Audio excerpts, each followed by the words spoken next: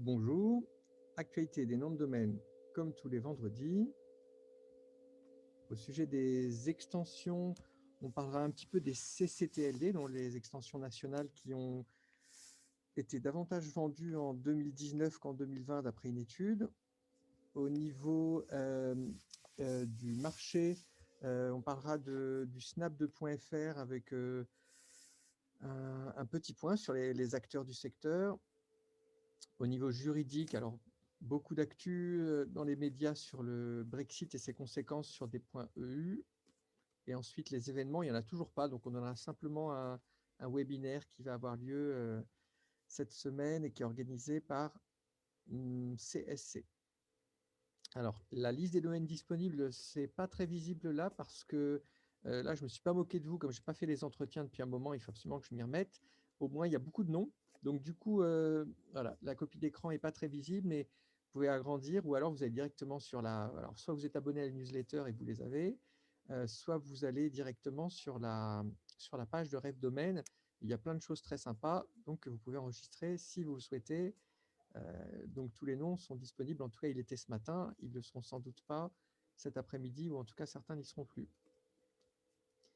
Dans l'actu, vous avez certainement entendu parler, parce que c'est assez rare que les noms de domaine soient l'objet de l'attention des médias.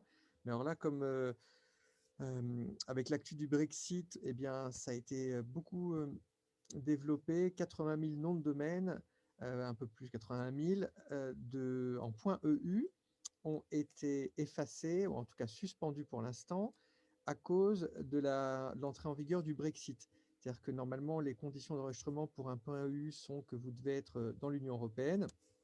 Et dans ces conditions, les citoyens britanniques ne peuvent plus enregistrer de .eu. Donc, Eurid, qui est le registre du .eu, a décidé de geler ces noms-là. Donc, on en a beaucoup parlé.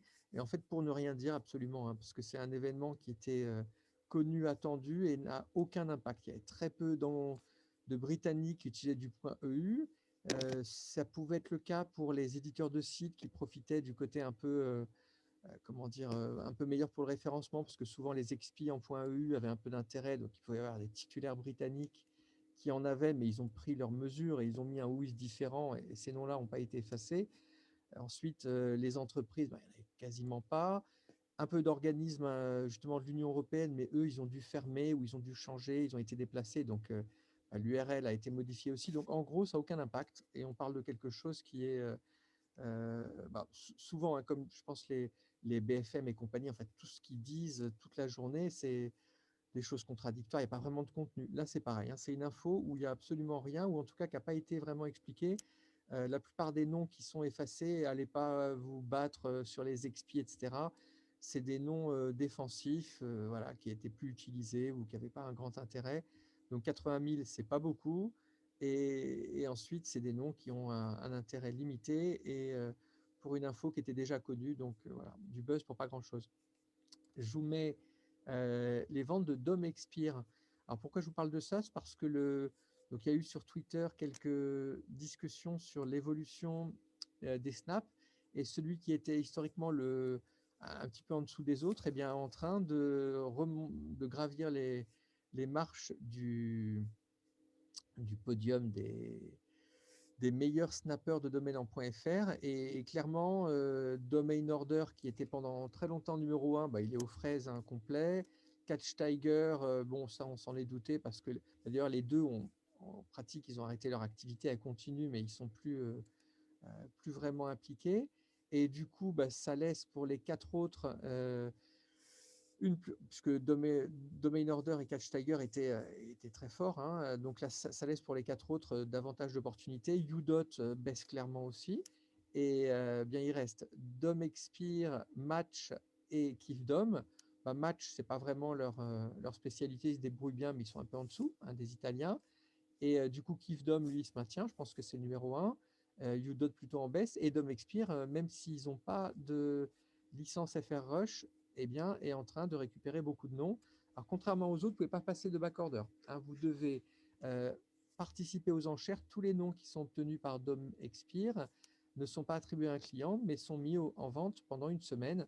Et on voit bien que voilà, les ventes… Alors, les ventes augmentent pas beaucoup, hein. Ils ont pas assez d'audience pour l'instant, ou en tout cas les gens sont trop réticents pour que les prix soient du niveau des Kifdom, des Udot, et loin de là, hein. On voit qu'il n'y a pas beaucoup d'enchères en ce moment, il n'y a que 5 noms qui sont aux enchères cette semaine, ça va un peu augmenter, mais bon, vous pouvez y aller, hein. Voilà, c'est un système fiable, sérieux. Des fois, on a des doutes en se demandant, c'est très facile pour eux d'ajouter une enchère, mais moi, j'y crois pas, hein. Il y a peut-être pu avoir le cas avec d'autres plateformes, enfin, il y a certainement eu le cas. Est-ce que l'on fait? J'en sais rien, mais est-ce qu'ils le font maintenant? Je crois pas. Donc, voilà, un système différent, avec des prix de base qui sont un peu plus élevés. Des fois, ils commencent directement à 200 euros, parce qu'ils n'ont pas envie de faire de cadeaux d'un nom qui partirait à 13 euros. Bon, ça, c'est un choix. C'est un choix. En tout cas, le Dom Expire, c'est intéressant de voir qu'ils avancent. Donc, toujours sur les noms de domaine et les ventes de noms de domaine et le marché, il y a une étude que je ne vous mets pas de TLD Domains, qui est un blog sans intérêt, à mon sens, américain, qui nous parlait des CCTLD en disant que ça a monté de 20% en 2020. Donc c'est intéressant, mais les CCTLD augmentent vraiment. C'est clair que le .fr, le .de, il y a des extensions qui sont assez fortes. Le .pl en Pologne, toute l'Europe de l'Est utilise beaucoup les extensions nationales. Alors eux, ils considèrent dans cette étude bidon là, le .io comme étant un CCTLD. Alors on ne va pas rentrer dans les détails, mais ce n'est pas le cas. Le .cc, etc., le sont pas. Mais les vrais CCTLD, donc les extensions de pays qui sont utilisées localement, sont vraiment en hausse, hein. Pourquoi Nembio, je vous dis que l'étude est pas bonne, en fait, basée sur Nembio? Parce qu'ils n'ont pas du tout les données.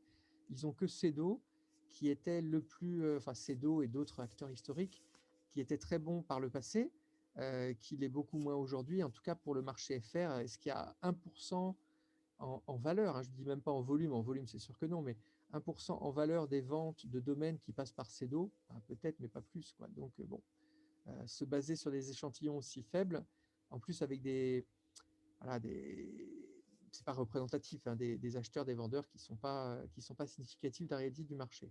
Donc, bref, ça monte dans les CCTLD, 20%, je pense pas, mais en tout cas, les ventes se développent. Et dernier point qui va clôturer voilà, cette actualité, il y a un webinar qui est organisé par CSC. Donc le thème est assez récurrent, se protéger, la sécurité des DNS, sécurité des noms de domaine. Donc c'est quelque chose qu'on voit de plus en plus. Donc vous pouvez participer, je crois que c'est gratuit. CSC, c'est un registraire très cher, très haut de gamme, hein. C'est le premier parmi les gros, certainement, parce que c'est un gros groupe américain. Je ne suis pas du tout convaincu que quand vous payez l'enregistrement d'un nom de domaine 8 fois le prix chez eux que par rapport à un registraire typique, est-ce que c'est mieux? Je ne pense pas, mais bon, ça c'est du marketing, c'est puis aussi d'autres services. Enfin, c'est une autre histoire. Donc voilà, vous pouvez participer. Je ne sais pas si c'est intéressant, je ne connais pas la personne qui présente. CSC, c'est moyen globalement, hein, par rapport à son niveau. Donc c'est mieux que les autres américains, style GoDaddy, Network Solutions, évidemment. Mais bon, je ne suis pas dans les registraires corporate. Par exemple, les Français sont moins connus. SafeBrands, alors, eux, pour le coup, ils sont vraiment passionnés, ils sont bons, ils font du bon travail. Nameshield, qui est en hausse aujourd'hui, qui est un peu moins orienté uniquement corporate, qui fait un peu tout, bon, je pense que c'est bien aussi. Ils sont en train, en tout cas, d'avancer. Donc voilà, donc les Français ne sont pas forcément moins bons que les Américains. Et c'est juste qu'en marketing et communication, eh bien, ils savent moins le faire savoir. Donc, merci. À vendredi prochain. Donc, sur LinkedIn, Twitter, YouTube, Facebook, on parle beaucoup des noms de domaine. Donc, n'hésitez pas à commenter et à vendredi prochain.